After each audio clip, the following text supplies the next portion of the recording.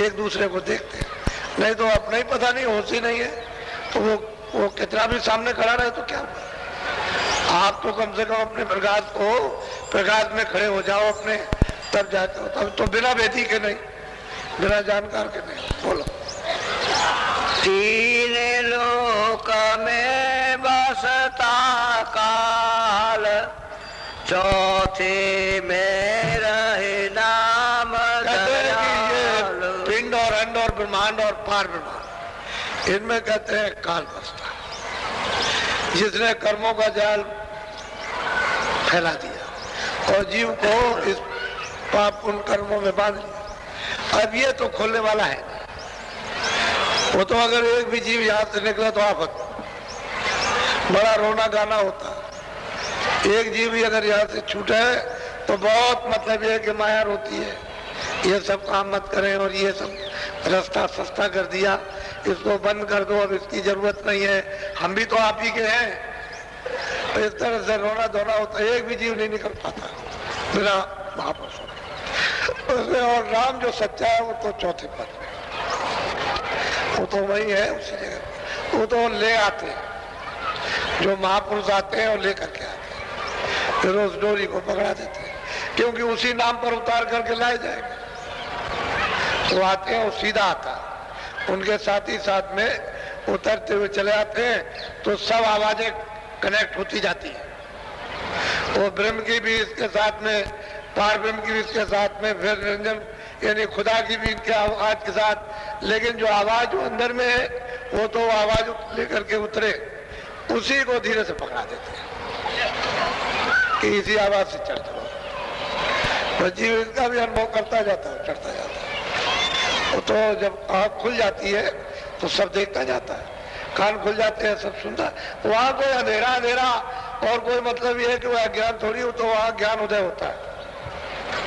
जब प्रकाश होगा तो ज्ञान उदय हो जाता है। सूरज है जब निकलेगा तो अंधेरा अपने आप चला जाएगा। अब वो सूरज सब चीज दिखा देगा, जब रात्रि हो गई तो अब दिखाई नहीं देता। ऐसे ही है कि जब आँख और कान खुलते हैं तो दिखाई देने लगता। अब ऊपर में तो मतलब है प्रकाशमान चेतन सृष्टि शुरू होती है आंखों के ऊपर में, तो आप आंखों पर जाना जानते नहीं, बैठना जानते नहीं, देखना जानते नहीं हो, सुनना जानते नहीं। तो गुरु की जरूरत इसीलिए पड़ती है कि जीवात्मा को अंधकार से निकाल के प्रकाश में खड़ा कर दे। इन्हीं को कहते हैं गुरु, और गुरु नाम इसी का। तो मैंने आपको अभी थोड़े से वचन महात्माओं के इसलिए सुनाए कि ताकि आपको ये मालूम हो जाए कि पिछले महात्मा भी यही काम करते रहे जीवों के साथ, और ये समझाते बुझाते रहे। हम तो आपको सीधा बताते हैं कि भाई किराए का मकान है, थोड़े दिन के लिए उसने आपको अनमोल ये मकान दिया, और समय पूरा होते ही वो अपने मकान को ले लेगा और तुमको यहाँ ले जा करके वहाँ अपनी कचहरी में, और 1 मिनट भी नहीं लगेगा, वहाँ हिसाब कर देगा और पूछ लेगा कि देखो तुमने इतने पाप किए, इतने तो पुण्य तो कुछ निकलेगा नहीं, सब पाप निकलेंगे। तो मतलब ये है कि पूछेगा कि तुमने मृत्युलोक में किसी ने नहीं बताया कि अच्छा ये बुरा, तो आप क्या जवाब दोगे कि भाई रामायण थी, गीता थी, भागवत थी, वेद साथ पुराण थे, इन्होंने नहीं बताया कि अच्छा बुरा, ये अच्छा है बुरा, इसको मत करना, इसको तो आप जवाब कह दो। बस वो तुरंत ही 1 मिनट भी नहीं लगना, फौरन हुक्म दे के भेज देता, बस फिर दुर्गत होती है। तो मैं तो सीधी सीधी बात आपको बताता हूँ, किराए का मकान है, मकान मालिक ने थोड़े दिन के लिए दिया है, जैसे ही समय इसका पूरा हुआ फौरन अपने सिपाही भेज देगा, जाओ जाके अभी इसी समय पर मकान खाली करा लो। तो उनको तुम खड़े हो बैठे हो, उससे क्या मतलब, समय पूरा हुआ फट गए रहोगे, ना आँख काम करेगी न कान, और ना आपकी बुद्धि काम करे, पागल हो जाओगे। बस वो सिपाही खड़े हो जाएंगे, तो मन को, बुद्धि को, चित्त को, प्राणों को और जीवात्मा को निकाल बाहर कर देगा। बस ये शरीर गिर जाएगा, सब जो मेहनत आपने की थी वो सब सामान ये पड़ा, और ये शरीर ये पड़ा, तो ये ना इसके काम आने वाला ना इसके काम। तो इसलिए मेहनत जो करते हो इसलिए कि जब तक ये जीवात्मा इसमें रहेगी तब तक ये इस सामान से इसकी हिफाजत करेंगे। करो, खाना है, कपड़ा है, दवा है, तो निरोगी रखो, और इसमें बैठने वाली जीवात्मा को जगा लो, ये समझाया जाता है। नहीं तो ये सब सामान जड़ है और ये शरीर भी जड़ है, तो चेतन निकाल दिया तो ये जड़ यहाँ पड़ा रहेगा। इसकी बड़ी दुर्गत, बड़ी बेइज्जती, बड़ा अपमान होता है, कोई इसको रख नहीं सकता, सब घृणा करते हैं। तो ऐसा अमोलक शरीर जो थोड़े दिन के लिए दिया है, ये भी वास्तव में मिट्टी का पोतला है। अब आप इस जीवात्मा जो इसमें है, वो जो सब जो हो रहा, उसी से हो रहा है ये सारा शरीर, तो आप उसको जगा लो। उसका उपाय, तरीका सरल ये है कि रोज बैठ करके भजन करो, ध्यान करो, सुमन करो। रोज दरवाजे पर हाजिरी करो, धीरे से ही कूड़ा कचरा साफ होगा, आँख खुलने लगे, कान खोलने लगे, सुनने लगोगे, देखने। वो तो मतलब देखोगे सुनोगे तभी तो मतलब है पकड़ोगे, नहीं देखोगे सुनोगे नहीं तो पकड़ोगे क्या। वो तो बाकायदा डोरी दिखाई देती है, शब्द सुनाई देता है, रूप दिखाई देता है, रचना दिखाई देती है, प्रकाश दिखाई देता है, सब चीजें दिखाई देती है, सुनाई देती है। तो जो है जो दिखाई सुनाई न दे तो क्या कर सकते हो। तो जीवात्मा में आंख भी है, कान भी है, नाक भी, क्योंकि सुगंधी वही सूंघती है। नाक नहीं होगी तो कोई आंख थोड़ी सूंघ सकती, न कान सूंघ सकते, नाक सूंघती है। वही कान काम करेंगे सुनने का, आंख काम करेगी देखने की, तो तीनों चीजें, आंख भी है, कान भी है, नाक, वो सब दिखाई देता है एक दूसरे को। उधर देवलोक में पहुंचो, देवता, तो जब ये सूरत देवता रूप में होती है तो ये उसको देखती, वो इसको देखती। फिर सूक्ष्म में जाओगे तो वहां भी जो दिव्य देवता हैं उनको आप देखोगे, आपको वो देखे, बिल्कुल दिखाई देती है कि तीन ही चीजें, नाक है, आंख है, कान।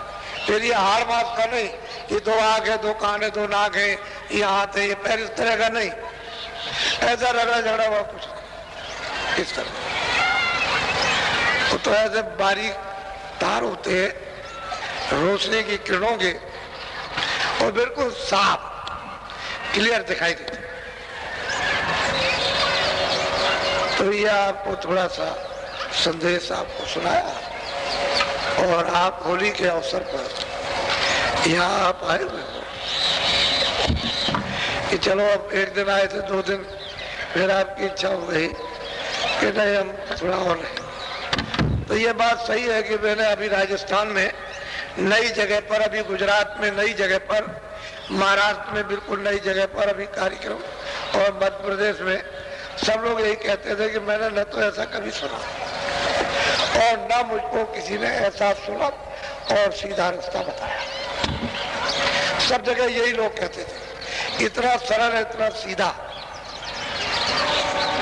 न किसी ने सुनाया न किसी ने बताया। अब सरल और सीधे रास्ते को तो ये जीवात्मा है, जब पशु पंछियों में हित अनित समझते, तो आप तो मनुष्य, आप अपनी जीवात्मा के हित के लिए अरे बुद्धि से कुछ न कुछ तो काम लेते ही। तो जब उनको सही और सच्ची चीज मिलती है तो कहते हैं हमको किसी ने नहीं दिया। अभी मैं एक कार्यक्रम करके आया हूँ, बड़ी मेहनत करनी पड़ी, और आपको आश्चर्य ये होगा कि ऐसे काश्तकार जिनकी सकल सूरत आप समझोगे कि ये कुछ नहीं जानते हैं, और 5-5 हजार आदमियों को भोजन बनाकर, तरह तरह का 5-5 हजार आदमियों को सत्संग में उन्होंने खिला दिया। ये भी नहीं पता चला कि कहाँ बनाया होगा, कैसे बनाया होगा, सब तैयार। और जितने भी आ गए, कोई भी आया, मुसलमान कोई भी वहां पहुंचा, सब कोई भूखा नहीं। ऐसे ऐसे लोगों को लोगों ने जो साथ थे, मेरे साथ तो काफी सवारियां थी, 40-50 आदमी तो मेरे साथ थे, 10, 12, 13, 14 गाड़ियां थी। तो आप ये देखिए, देख करके आश्चर्य करते, ये खासकर इनमें इतनी श्रद्धा, इतना उत्साह, इनके अंदर इतने विचार। तो आप उनको, मैं वही तो कहता था कि देखो इनको किसने बताया, देख लीजिए आप। तो कहने का ये मतलब है कि वो चीज देख के समझ के इनको दिखा के आया हूँ, और वो अभी आगे देखने को आपको मिलेगी। और अभी तो ये लोगों ने सोचा था कि बहुत कम आएंगे, तो हमने कहा था भाई कम नहीं आएंगे, लेकिन अब ठीक है, तुम कहते हो तो ठीक है, पर आंखों से तुम देखना। तो अब इन्होंने यहाँ ये देखा कि ये समुदाय लगा ये, तो आगे जब अभी तो बीच में एक सावन के महीने में गुरु पूर्णिमा के बाद साधना कार्यक्रम है, 10-12 दिन के बाद पड़ जाता। उसकी तारीख तो निश्चित नहीं है, लेकिन यह है कि कोई इतवार शनिचर ले लिया जाता है जिसमें कुछ छुट्टी सम्मिलित हो जाए, तो ऐसा तो इसलिए 2-4 दिन आगे पीछे हो जाते हैं। बाकी सावन के महीने में गुरु पूर्णिमा से 10-12 दिन बाद ही ये साधना कार्यक्रम होता है। तो 3 कार्यक्रम होते हैं। होली का तो उसकी तिथि है 3 दिन पहले और 3 दिन बाद बीच में होली। भंडारे की तिथि निश्चित है गणपति दशमी, 3 दिन पहले 3 दिन बाद और 1 दिन भंडारा। इसी तरह से साधना कार्यक्रम 7 दिन का होता है। तो आगे सावन के महीने में आएगा बाद गुरु पूर्णिमा के। अब गुरु पूर्णिमा की आप लोग जगह देखो, जैसे सुल्तानपुर है, रायबरेली है, प्रतापगढ़ है, फैजाबाद है, ऐसी जगह पर बगीचे देखो और लंबी चौड़ी जगह देखो जिसमें बड़ी संख्या में यानी लोग वहां आ सके, क्योंकि जगह तो चाहिए। बगीचा रहेगा, कुछ छाया रहेगी तो अच्छा रहेगा और जगह होनी चाहिए। लंबी चौड़ी जगह देखिए मिल जाएगी। हम चाहते हैं कि सब जगह के स्रोत यानी मतलब आने जाने के रहे साधन रहे, रेल का भी हो, बस का भी हो, उसका सड़क भी ठीक हो और मतलब सड़क भी नजदीक हो, जिससे कि चारों तरफ से इधर से भी आ जाए, इधर से भी आ जाए, इधर से भी, और सबको सुविधा मिल जाए। कोई चीज जब किनारे पड़ जाती है तो जरा सा इधर पहुंचने में उधर दिक्कत होती है, परेशानी होती है, दूर पड़ता है, घूम के पड़ता है। लेकिन कोई ऐसी जगह सीधी हो जाए तो सब लोग आ सके। तो अब की बात आप लोग जल्दी अभी इधरी 10-15 दिन के अंदर जगह देख करके जगह जगह हमको बताइए। जैसे बस्ती वालों ने बताया जगह देख ली जाएगी कि नई जगह पर पहले की जो है उनकी तो चिट्ठी आई कि आप प्रार्थना है कि यहीं पर गुरु पूर्णिमा का कार्यक्रम करें, लेकिन हम चाहते हैं थोड़ा बदल देना चाहिए, बदलना चाहिए। तो और जगह बताइए, उसको भी दिखवा लिया जाएगा।